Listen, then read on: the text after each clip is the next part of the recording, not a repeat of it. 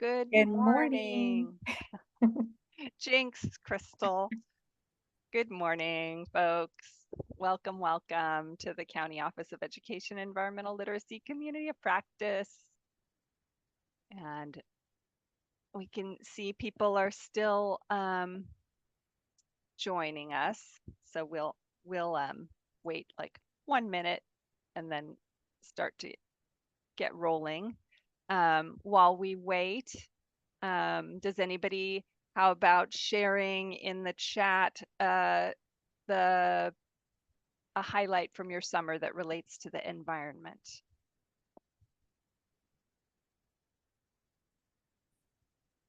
And you could get off of mute and share if you want to, if that's easier too. Yay, here come folks.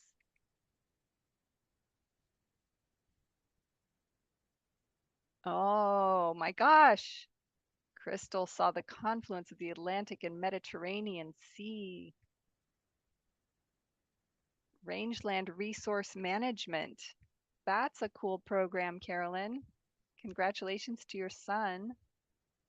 That's awesome. I'm excited to go camping next week in the Eastern Sierra. That will be a highlight. Oh, and Maria, you got to go camping at Yosemite. And oh, the biggest trees in Kings Canyon. I haven't been there since I was a child. Thanks, everyone, for sharing your wonderful summer experiences in the environment. I'm going to move ahead to get us rolling because we have a lot of stuff to cover. I'm sure people will continue to drift in. We definitely uh, we're suffering from the turnover to a new year, and so we found some of the Zooms have gone into spam folders. So we're working on sending out another email direct, not through the Zoom link too. And we'll try to make sure everybody can find that link really easily um, for the future meetings. And yes, here we are. So this County Office of Education Environmental Literacy Community of Practice brings together county offices from across the state. Today is our first meeting of the 24-25 year. Thank you for being here. And this is our agenda. We're going to go through a little bit of community building, especially since it's the first meeting, with a welcome and background on the program a tiny bit. And then spend some time thinking about what is the role of the COE in environmental literacy implementation across the school system, and then share a range of tools to support you in that role. And then we'll close. It's a pretty simple one today with breakout rooms throughout to discuss these parts. So next slide and the next slide, welcome. So as we're building a community working toward common goals of environmental care and sustainability, we usually start our meetings by recognizing and centering Indigenous communities, as these communities have stewarded and continue to steward the land that we all depend upon. And you being here are probably already quite familiar with a land acknowledgement, but we do have new folks joining us. So just to make sure we all understand, it's a statement that recognizes the history and presence of Indigenous peoples and their enduring relationship to their traditional homelands. The land acknowledgements do create awareness of the cultural erasure of Indigenous peoples and the processes of colonization and subjugation that have contributed to that erasure. And so it does feel like, I don't know if you all feel it, like this tradition of incorporating land acknowledgements is raising awareness of that and raising awareness of the continued stewardship work that Indigenous communities do. I live and work on the lands of the Amamutsun tribal band, the unceded territory, and am incredibly grateful for their perseverance and their openness to partnership and trust building in spite of all of the history of trauma and hardship that their community has endured. They continue to center their work on stewardship of the land and partnership and are doing amazing work.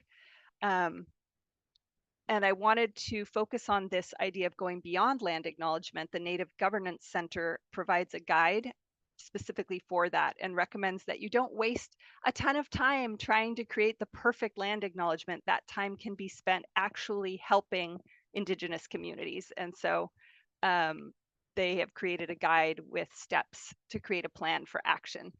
And that is linked in the slides, and I can put it in the chat as well, along with other resources for land acknowledgements. Here we go. And next slide. So, oh, I think you're on a different, I think maybe you had the tab open and it didn't get up. Oh, no, this is right. Yeah.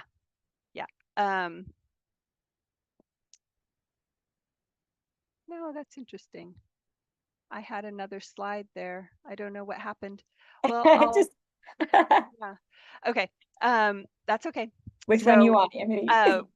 we'll look at where we're joining from. Okay. So this makes sense. After the land acknowledgement, we have a Padlet, and we thought it would be great to see where people are coming from, zooming in from, learn a little about each other, a little bit about each other. So in the chat, there's the Padlet link. You can just click on the plus sign and add your city. You don't have to do details. I just did Santa Cruz, California, but you know, Crystal's so fancy, she put in a picture. Like you all probably are much more expert at Padlet than I am. You could also add the Indigenous lands that you are on if in the little descriptor after you add your place, or your what COE you're from, obviously would be great too. And then we'll see the pins pop up. If you haven't done it before, you just press the little plus button and then it'll pop up. Exactly. Yeah. So we've got a little The cluster slide deck up in will be northern. sent out with the recording afterwards. So no worries on that right now. Yes. Great to see we're spanning from north to south.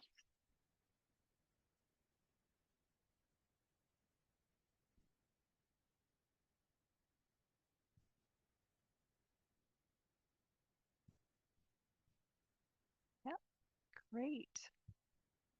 Lots of along the coast. But we've got some Central Valley folks as well, which is great.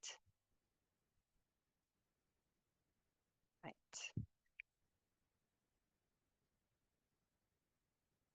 And you can continue to add those pins.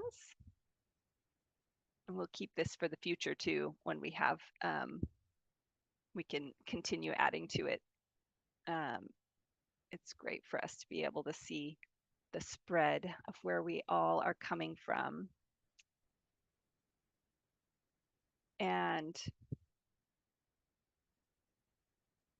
there was there a slide before that one? No, okay, that's the one that I was missing. That's okay, I will just say it. So I like to open gatherings with a ritual of sharing a quote or a poem that elevates the voice of somebody important to the work, often a teacher or students. But today I chose a quote from Chico Mendes, a Brazilian environmental activist, an incredible champion of Indigenous communities, who said, "At first, I thought I was fighting to save rubber trees. Then I thought I was fighting to save the Amazon rainforest. Now I realize I am fighting for humanity." And so I think that quote really brings out the fact that we are part of this beautiful blue planet that is an intricate system, and we are all a part of that system. And you can trace the connections from the smallest parts, from that rubber tree, to the biggest parts, and always back to ourselves, because we are a part of that system.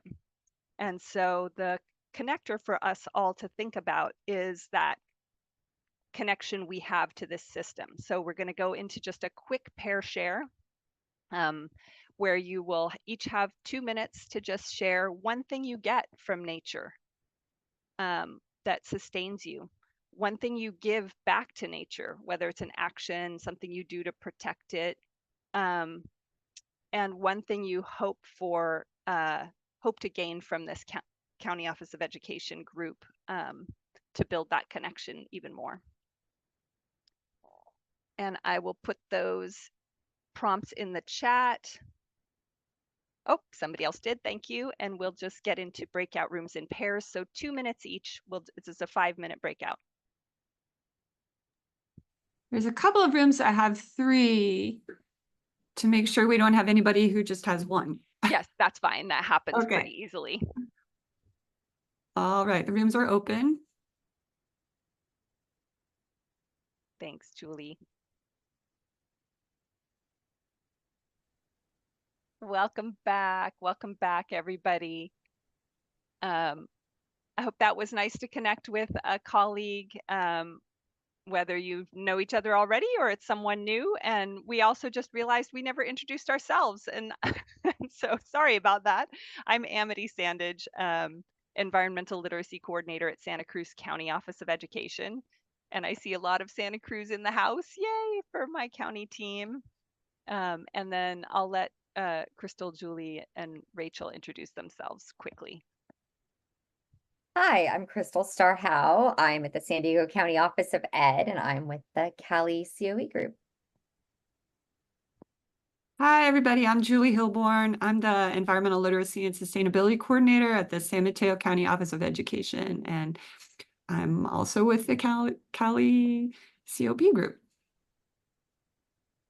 Hi, everyone. I'm Rachel Weisbrot, and I'm from 10 Strands, and I'm also with Cali COE, and happy to be here today. So just a tiny bit of background for those of you who are new to this community of practice and Cali. That's the acronym. We say it Cali like California, and it stands for the California Environmental Literacy Initiative, which is led by 10 Strands, Rachel's organization, and is working statewide to change the education system so that it supports environmental literacy with a focus on equity, inclusion, and cultural relevance. And really putting into practice the elements of the blueprint for environmental literacy that was created for our state back in 2015 or 16. I can't remember exactly, under Tom Torlickson's administration. And this is a collective impact network, and there are innovation hubs within it. So the next slide shares the County Office of Education Innovation Hub. So the counties you see in orange here, and this, I have not had a chance to update this map to add Alameda and Stanislaus, who now should be orange and not yellow, are counties that meet monthly to work together on developing tools and resources to support county offices of education across the state to become backbone supports for this work. And the yellow represents county offices that have engaged in the community of practice or other Cali offerings that this County Office of Education Innovation Hub has offered. So we want to see that whole map turn yellow and then orange. That's our goal, and we're getting there. Next slide, please. So the objectives of this county office, a community of practice, are, as I said, to build the capacity of county offices to serve as the backbone support. And this includes supporting access for students to outdoor learning experiences and supporting access for districts to, or not access, but by working with school districts, teachers, and community-based partners to support that access. We want to help you support your districts to develop district-wide plans, and also make sure we're using common frameworks that we can leverage to integrate environmental literacy and sustainability into the current work in curriculum and in school campuses and in their work around community and culture. And then we're also working on walking the talk at our own COE core operations and have resources for that. So those are the objectives, and we'll move on into the role of environmental literacy implementation for COEs. Hi, everyone. All right. So just kind of trying to set the foundation, give you some of that reminder space about why we feel like it's important to bring this from that COE perspective.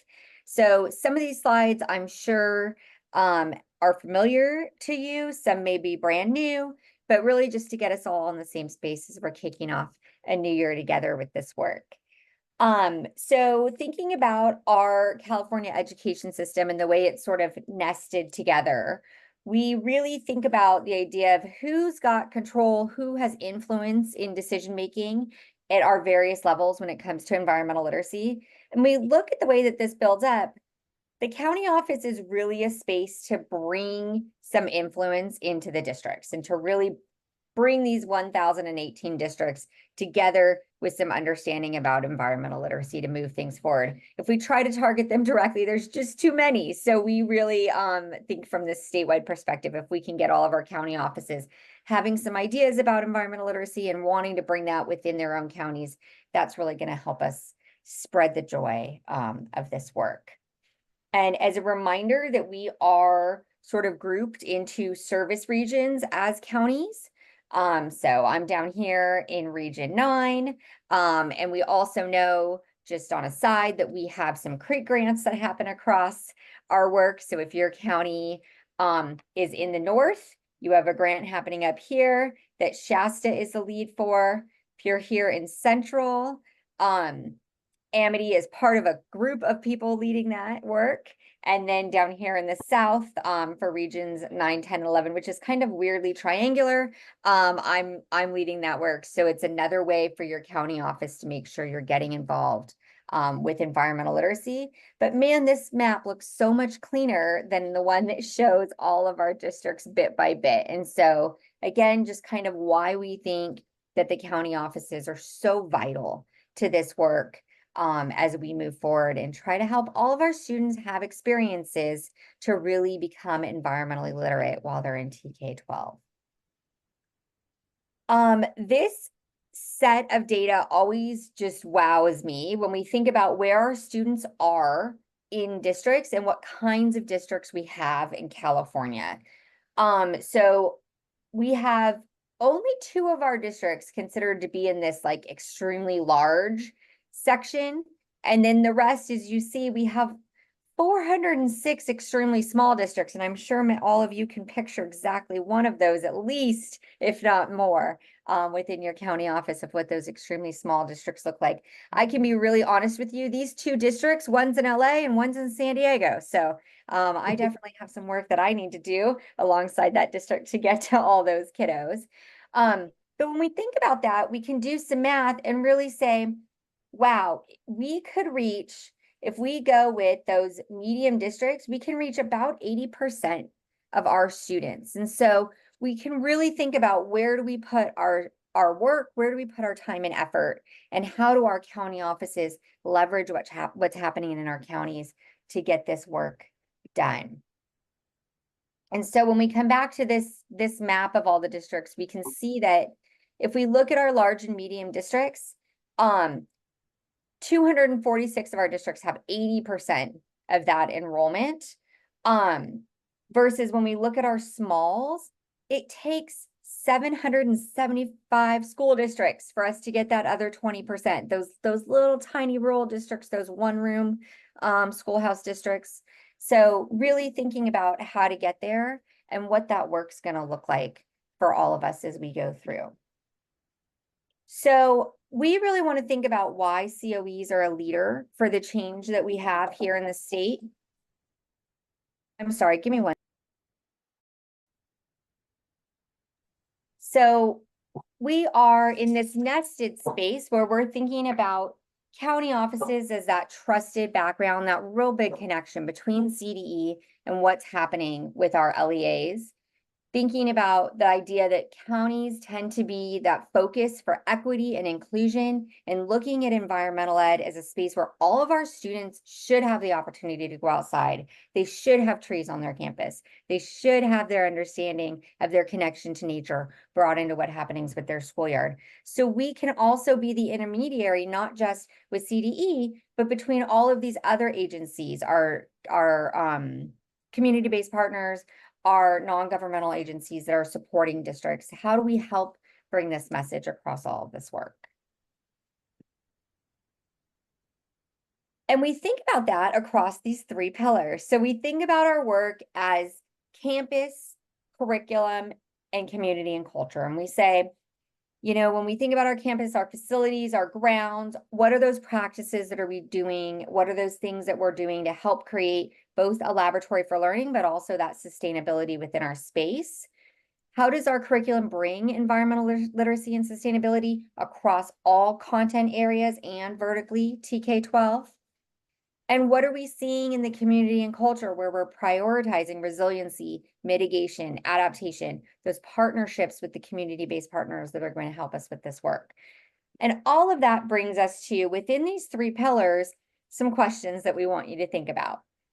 So we're going to send you back out into breakout rooms. These will be random breakout rooms, so you can meet some new friends. You're going to need to introduce yourself again to make sure that you know who you are, where you're from, what role you represent in your county office, and really just some brainstorming between all your different county offices. What kinds of services in campus or curriculum or community and culture do you feel like are already being represented? Where does your work tend to live? Your own personal work? Is it in one of those three pillars, or is it across? What kind of services are you already providing from your standpoint? Could we consider tilting them for environmental literacy? Where is that connection that might be your easy entry point? So we're going to give you about 10 minutes to hop out. Thanks, Julie, for putting those in the chat box. And just have a chat, have a brainstorm. This is not a judgment space. This is not a you're doing this and you're not doing that conversation. It's just a let's kind of see where we are and what kinds of things we might think about as we move forward. All right. Okay, rooms are open. Thanks, Julie.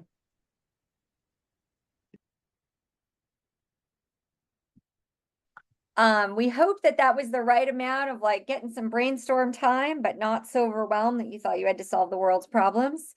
But we would love to hear if anything came out in your breakout rooms about things that you are seeing, maybe some patterns across your county offices of work you're already doing that can be leveraged for environmental literacy, or where you all are from in county offices in terms of the type of work that you're already doing and services you're providing. So if anyone wants to just jump off mute and shout out, we would love that.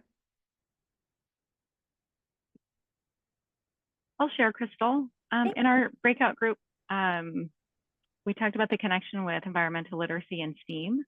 And in particular, one of our breakout room members was from Expanded Learning. So how Expanded Learning can support environmental literacy through their STEAM offering. So that was a fun kind of way to weave the conversations through multiple lenses. I love that. Thank you. Anyone else?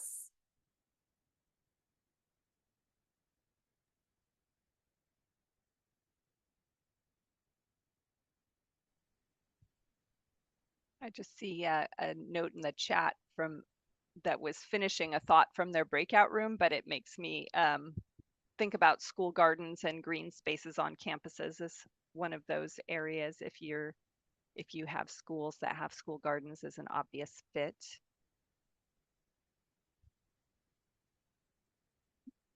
I love that. And I love it as a great way to get parents involved on campus and families. Thinking about how you can really use your school garden as a point to bring some community to a campus. Yeah, and in case folks are not aware of the schoolyard forestry grant from CAL FIRE, there's funding statewide for adding trees to campuses as a climate mitigation and adaptation strategy.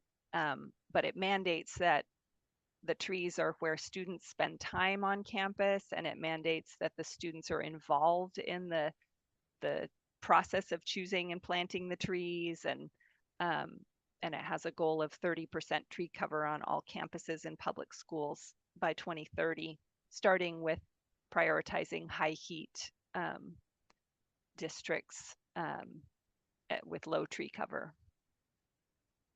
So that's a cool opportunity for intersections between that curriculum pillar and the campus pillar and the community and culture if you're bringing those parents in and family in to help with planting.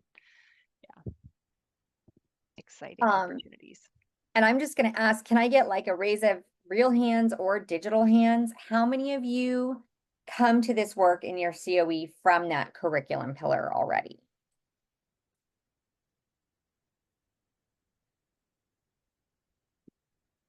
See, I like the like some half hands. What about how many of you are coming from that campus pillar from your COE?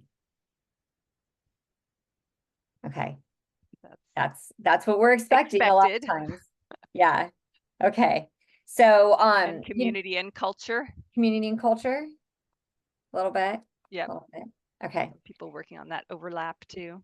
Awesome. So we have this space where as we go through, and we're going to take a little bit of a break and then we'll come back and share some tools, but we can really think this year, how do we all come together in this community of practice to help one another leverage our strengths, things that we've tried on, things that we might share with one another across county offices, so that we don't all feel so alone trying to make this work happen in the same places that we have crossover. So Amity, did we decide like a 3-minute stretch break? Yeah, we wanted to just give people a chance to look away from their screen, and you can turn off your camera for this if you want. Encourage you to get up, focus on something farther away, and move your body some, take care of yourself. And we'll just have a little stretch break here. Agenda. And I am stepping in on behalf of Katie Beck from Orange County, who unfortunately was unable to join us. She came down sick last night. And so I will be sharing some of these tools, and Julie as well. We're going to give you an overview of 7 tools that have been developed by the County Office of Education Innovation Hub, and try and keep it focused so it doesn't feel like so much detail that it's overwhelming and fire hose flying at you, but enough that you can think about, okay, where does this tool fit with something I'm already doing, and this is one I want to explore. And then after this, we'll have breakouts for you to share like which tool maybe is the one you want to start looking into next, or if you're already used these tools, you can share that in the breakout rooms too. And then we'd love to hear more about how people are using them who've been in this community of practice for a while. So next slide is our first tool that was developed back in 2018, I think, was the start of us meeting as an innovation hub, was this call to action for education leaders. And it's a tool document, but from that, we had a webinar series that's recorded and archived on the website too, that talks through different parts of the call to action document. And it was inspired by the guidance from the state that provided the overlap between the state priorities in LCAPs and in the MTSS system. If you go to the next slide, the little table might look familiar to some of you if you're in that world. We were getting guidance about how LCAP and MTSS are interrelated and interdependent. And we could see how environmental literacy supports that. And so this document pulls out where environmental literacy can be used as an asset to address root causes of disparities among student groups. And the document is full of hyperlinks direct to resources and more information. It's very dense. It's provides all the background on where the data is from, and so it's a tool that you can use with educational leaders to help get them on board. And you might even just pull parts of it, but that's the first tool, our call to action for educational leaders. And after that one, we had a lot of people closer to the instructional level, like wanting to use that kit because they're like, oh, this has resources in it. And we realized that first one was really for the leaders, and we needed to focus in on one that was more for instruction and teachers. And so the teacher call to action toolkit was born, and it has these different parts, which are the imperatives for environmental literacy in general, so that you can think about who the audience is that you're working with and which imperatives matter to them. And because we all have different reasons that we come to this work, and the why is the most important thing, as we know. So finding the why for the right people to get engaged. And there's also what we were also constantly hearing was, what does this work look like? Like, how do you do it? And so the reality is we're creating this system as we're making the tools. And so we looked to the field for examples. Like, there's not a whole blueprint of exactly how to do this work, but you can look at examples from the field that are working in different ways. So we've done a lot of that over the years now, of trying to collect examples of what the work looks like in the different pillars at different scales with different kinds of districts, to try to help people envision success and learn from what others have done. And the last section has a roadmap that instructors can think about to organize their thinking toward integrating environmental literacy into their curriculum and instruction. And that toolkit also had 2 webinars, one for teachers wanting to use it and one for professional development providers of teachers. So that is archived as well. So that's a great resource if you're doing a teacher training and the district wants to include environmental literacy into the whatever content you're supporting. You could check out that one for PD providers. And then the third is the State Seal of Civic Engagement tool, the guide for environmental literacy implementation within the State Seal of Civic Engagement. And depending on what part of curriculum and instruction you're from, you may not be that aware of the Seal of Civic Engagement. Not all districts have implemented it yet, but it is an incredible opportunity for environmental literacy. And this toolkit, when I have brought it to districts, has been like gold. The districts I worked with were like, we wish we'd had this thing first before we got all the other stuff. Like, we would have started here. So it has the criteria for the Civic Seal, which students can get when they graduate from high school. So the next slide shows the criteria that a program has to include around academics, civics, having civic engagement projects that students are a part of, and self-reflection, and focusing on character traits like civic mindedness. And if you want to advance the slide, so this looks very history and civics heavy, but the reality is when you combine the seal with environmental literacy, it actually can move into a lot of spheres because you're solving environmental problems with civic engagement, but that ultimately leads to data collection and science issues, lots of opportunities for other skills. If you go to the next slide, each of those criteria on the slide there has links to resources that a district can pull from in developing the criteria for their Civic Seal program. Next slide, please.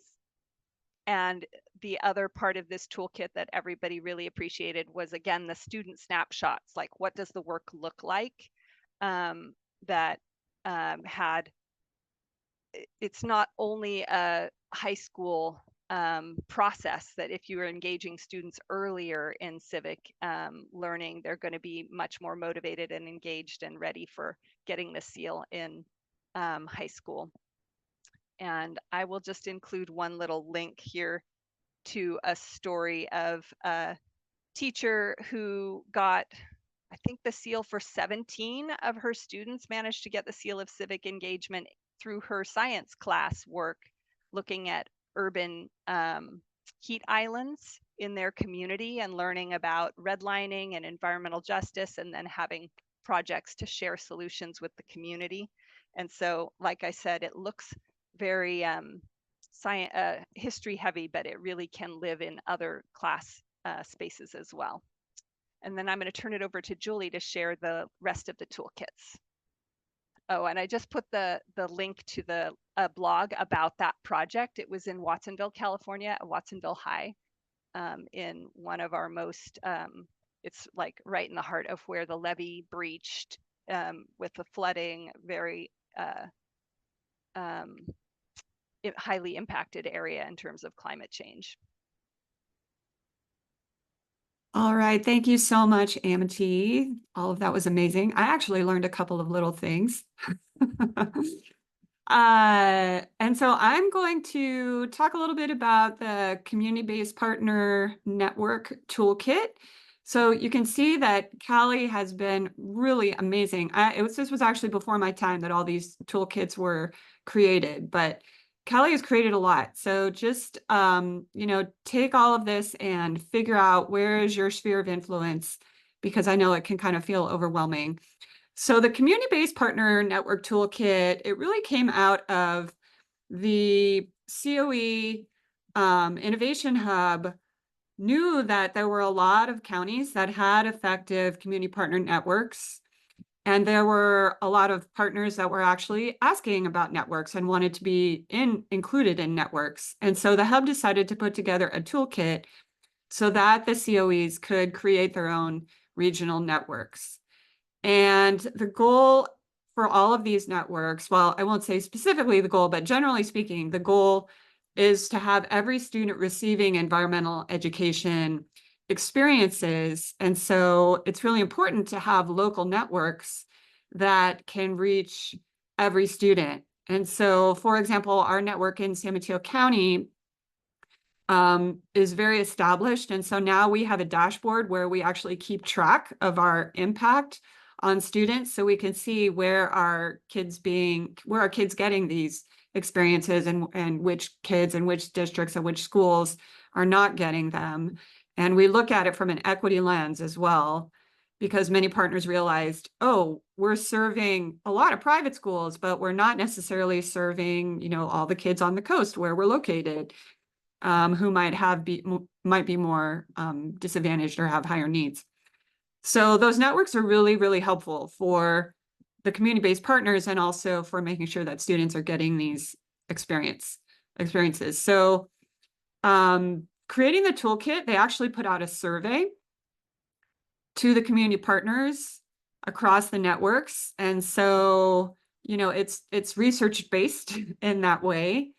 The hub reached out to the leaders of all the networks in order to do that. And this is not the only resource out there. There are a lot of links to other resources. So on the next slide, oh no, not the next slide, there it is. These are the types of work that community-based partners might focus on. So obviously, being able to offer curriculum and content expertise, getting the kids out of class is so huge, as we all know. That's the thing that kids remember about their year, is the experience that they had on a field trip or with a partner. So they can also offer teacher workshops. Sometimes they offer funding. student internships often, and the volunteer programs, the technical assistance. So there's just a plethora of reasons why it's helpful for schools to be involved with community partners. Next slide. So when we're talking about the types of community-based partners, this is a pretty darn good exhaustive list. So, you know, you might have after-school or expanded learning providers.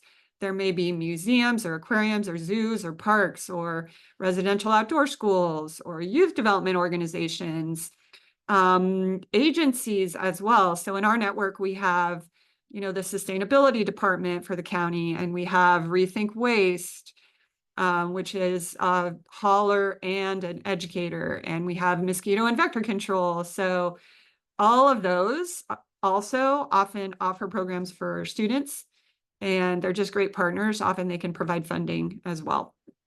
Next slide. So we wanted to just remind everybody, or if you're new, just let you know that Cali has created a community-based partner hub. We call it the Partner Portal.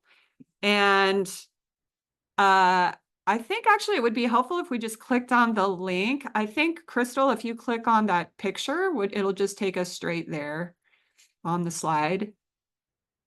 So this is the Partner Portal. Now, it doesn't look like much when you first get there, but Crystal, if you go over to community-based partners, you can look up the location and you can look up the type. So you can look it up by county.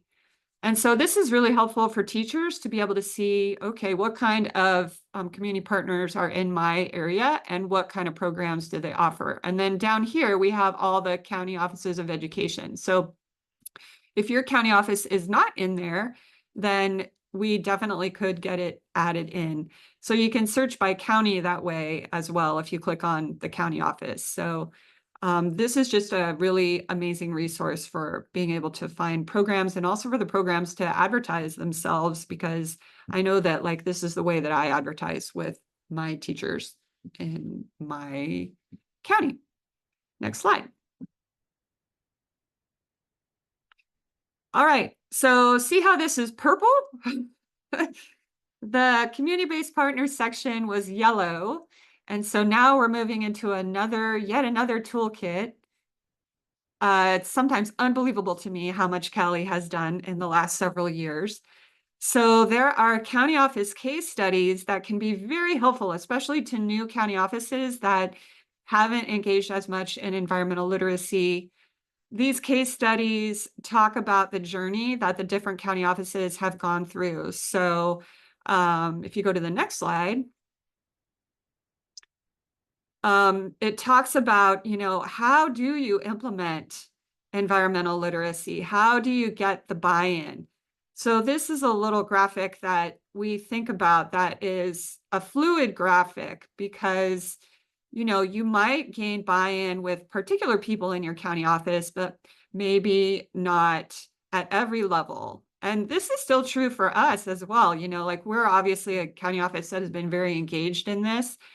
But, you know, in the beginning, it was very environmental literacy oriented. And my predecessor was doing a lot of work to try to gain buy-in with other departments. And when I came in, there were still departments that weren't really on board. And so that's why the phases are fluid. You just work where you have a sphere of influence. You think about your locus of control and you get buy-in wherever you can get it. And because people change, that's actually a really good thing. When there's turnover, sometimes you might have a new person that is really into it. And the person that was in their role before was not so into it. So a little action can go a long way. So just, you know, continuing to make your way through this implementation stage after having some successes. So these are just some examples of leadership case studies. The Orange County Office of Education and our county office. There's Katie on the left who is out sick today. And then on the right, we have in the other picture with the pink shirt, that's Nancy McGee, our superintendent. And then Ann Campbell, who was really the champion of creating my position back in 2017. So even when you have your superintendents on board, it doesn't necessarily mean that everybody in the organization is on board. And so these leadership case studies can be just very useful for people who are just starting out. Next slide. Okay, Katie was actually going to talk about this one. So other Cali people might want to jump in on this one, but this call to action, educating for a green economy. Amity or Crystal, are you a little more familiar with this one? Do you want to talk about it? I did not work on the team with this one, but it was a collaboration between our County Office of Ed Innovation Hub and the CTE Innovation Hub. And I took a look at this document. I was like, oh my gosh, this is amazing. I took it straight over to our CTE folks. And yeah, it's just really does a great job with the why again of like how this is an incredible opportunity, how many, the data in there about how many jobs are focused on green careers in the future is really helpful to have right at your fingertips. Like we need to prepare our students for the jobs of the future, and there so many of those jobs are related to environmental sustainability. So it's basically everything you want to know around that topic.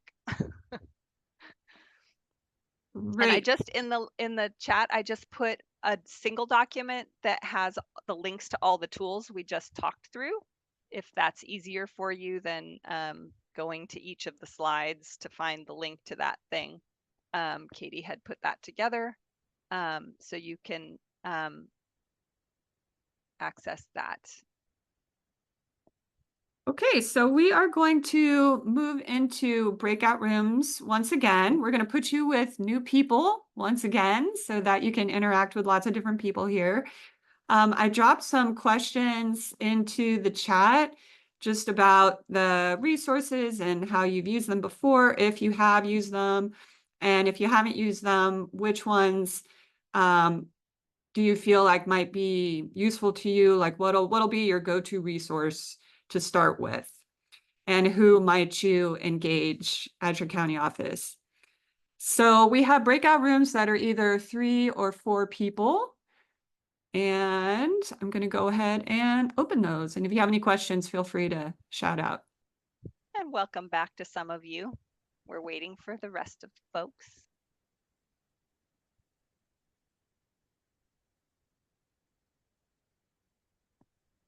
Hope that was a good discussion, and We got 10 seconds.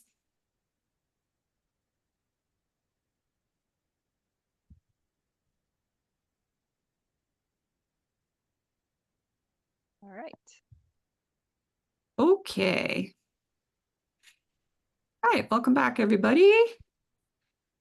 Hopefully that was a good discussion for all of you, just to kind of be thinking about all of those toolkits and where a good starting place might be. We want to make sure to get you all out of here on time, so we're going to jump right into the closing. And I know our conversations always get cut off with us closing the breakout room, so I apologize if we cut you off mid-sentence. So go ahead and go to the next slide. Okay, so this year we're going to have 4 more meetings. And for each meeting, you need to register. So everybody's been through that now because we registered for this one. So we look forward to learning with you all and growing our support for environmental literacy in California. The registration link is right there in the slide. And we can go on to the next one. Oh, I should tell you what they are. We can see them, but so curriculum integration, community-based partner networks, expanded learning, and youth programs. So we'll just, in the next 4, we're going to take a deeper dive into some of the things that we were talking about here today. And then, you know, like today, we didn't talk about youth programs at all. So that one will be focused solely on youth programs. And I just want to say in the feedback form, it'd be great if you have on those topics, stories to share. Like, it doesn't have to be the people, us folks who are convening this community of practice. Ideally, it's a true community of practice, and all of you are getting to raise your voices into this space. And so if you have examples to share from your regions around those topics at the upcoming meetings, please share in the feedback form so we could reach out. And Devin is telling us that there might be a little bit of an issue with the link, so we will make sure that we fix that. So thanks for letting us know about that, Devin. Thank you to the County Office of Education Innovation Hub. These are people who have been doing this work for a little while, and we have 2 new members this year, Jose and Monica. So we're so happy to have you join us for the Innovation Hub. So that's a separate group that's related to County Office of Education and environmental literacy work. And next slide.